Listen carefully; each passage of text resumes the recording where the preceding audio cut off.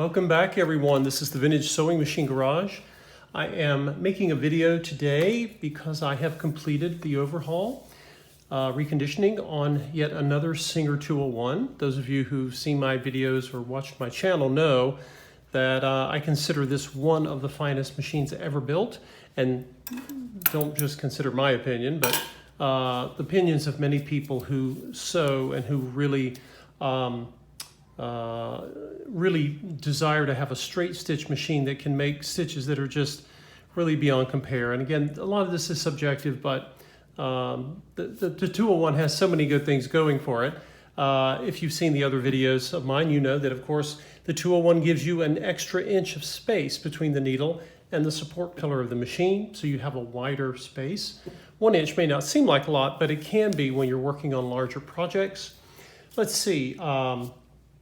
This machine has a built-in light, which works beautifully. I have made a list on the Kijiji. I posted this, or will be posting, posting this on Kijiji.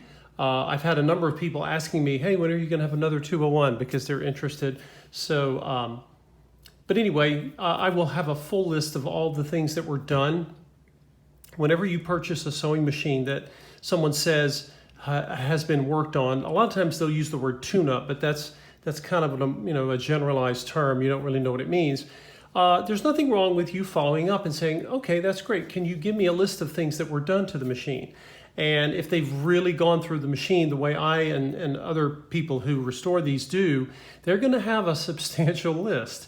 And I think that's important. Everything from servicing all areas of the machine to get it ready to sew.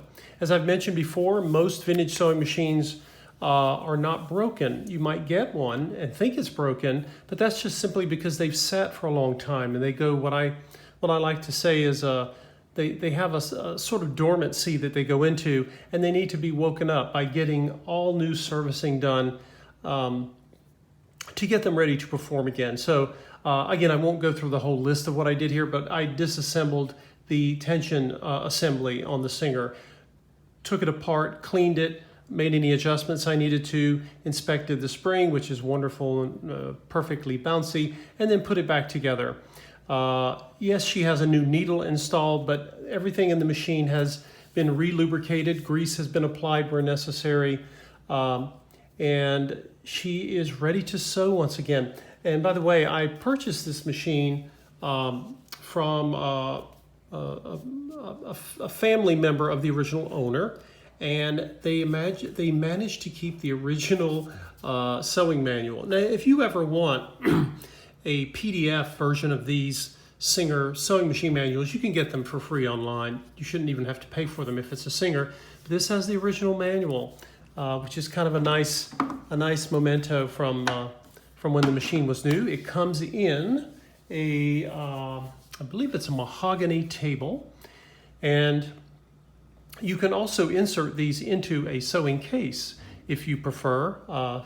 Some people like tables, some people prefer to have a carrying case, but it will go into a carrying case. So you have that option. And let's see, of course we have, over here we have the little lever for stitch length control, and you can go all the way up and that'll take it into reverse, and you can adjust your stitch length here. I've already been doing some test stitching, which I do with all of my machines, but I'll be letting you hear it run. You have to kind of strain to hear 201s run. They're very quiet.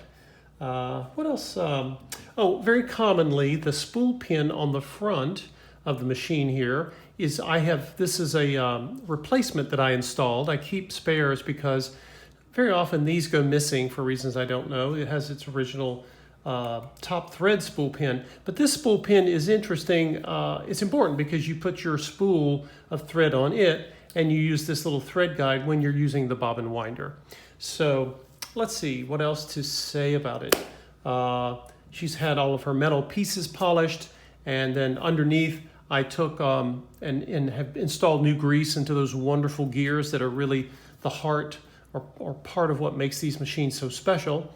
Now, I have been sewing, what did I do here? I had some sort of velvet-like fabric, I don't think it was upholstery fabric, and you can see it's sort of a fluffy type of fabric, but even then you can see the beautiful stitches. But I've got some medium weight cotton from a pair of khaki pants, and I'm going to let you see how she runs. And I've got, you can use, by the way, you can use, it has its original foot pedal, which can be used on the floor, or it installs into the table and can be used as a knee control, and that's what I'm doing with it. And if you look, you'll see that I can get her to run really slow. I can literally make her go fast or slow the needle down. It's one of the great hallmarks of Singer machines from this time period. And I'll just come over here to make a new column of stitches. And let's see, I'll actually let it pick up the speed so you can see that she can also sew quickly.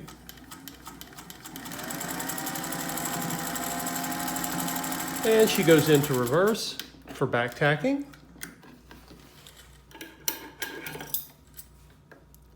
.201s, by the way, if you're new to them, the .201s use a class 66 bobbin, or the drop-in bobbin, as some of you call it. Now, let's take a look. I've got really good lighting today, and I wanted you all to see the stitches that this machine makes. It's really one of the straightest and most consistent stitches I've ever seen on a sewing machine, and I've said this many times before. Now, if we come down here, you'll see in my test stitching, I actually shortened the stitch, and you see this remarkable, you can see that right below my thumb. I mean, that's just incredible how consistent it is. Really amazing. And then on the other side, now the bobbin thread is, let's see if that's even going to pick up. The bobbin thread is sort of a tan color. I didn't really plan that. But even then, let's see if we can, if I can get it to focus. You'll still see the stitches. Just remarkable what this machine can do. That was 2 layers. I'll fold it over again, and let's do 4. And we also have, what do we got here? We've got seams, by the way, so that it's going to be going through 4 layers, but there will be times when it goes through 6, when it hits those seams. And let's see if I can get this lined up for us.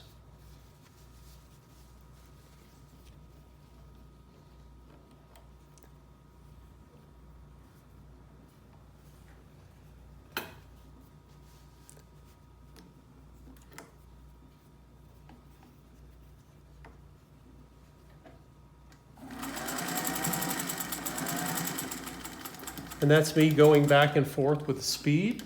I'll turn it around and I'll give it some nice sort of high level of power, and I'll keep applying that so you can see it go through the entire piece of fabric.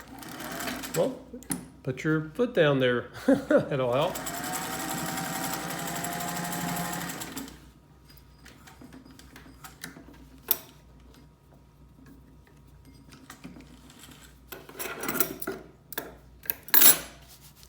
And as you can see, guys, the stitches are still straight. They're still consistent.